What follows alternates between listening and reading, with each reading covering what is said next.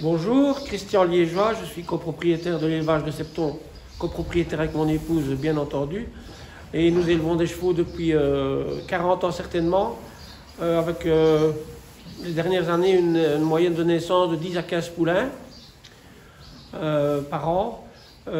Jusque-là, heureusement, nous n'avons pas été impactés par la rhinopneumonie, ni dans la forme abortive, ni dans la forme nerveuse, ni dans la forme respiratoire.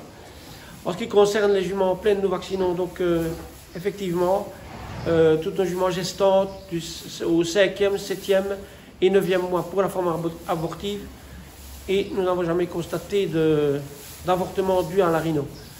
Pour les jeunes chevaux, ils sont élevés en lot dans des stabulations plus ou moins isolées qui font office de quarantaine. Donc là, le risque n'est pas grand. Et l'été, ils sont en prairie assez spacieuse, donc le risque n'est pas grand pour la rhinopneumonie.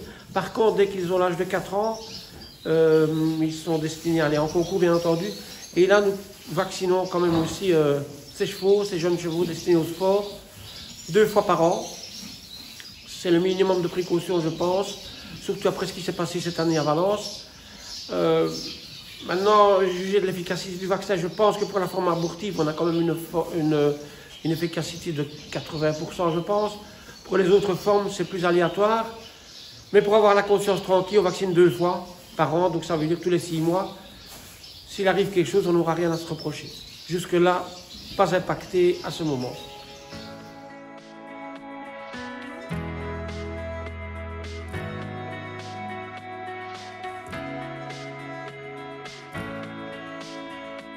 Donc, avec la rhinopneumonie, on a toujours trois groupes de chevaux qui sont en risque pour attraper une infection.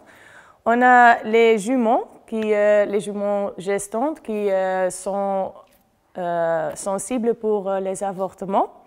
On a les chevaux de sport qui sont sensibles parce qu'ils ont beaucoup de contact avec des chevaux nationaux et internationaux. Et on a aussi les poulains et les chevaux jeunes qui sont un grand risque parce qu'ils sont très sensibles pour avoir une première infection. Ils sont très malades, mais aussi ils ont une excrétion très haute qui les rend très dangereux pour infecter les autres chevaux.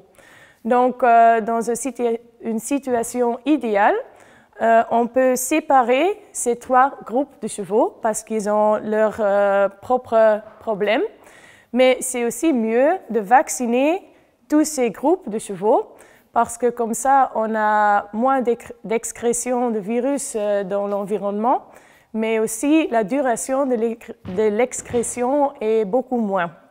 Donc, idéalement, on doit séparer les différents groupes de chevaux, mais aussi vacciner les différents groupes.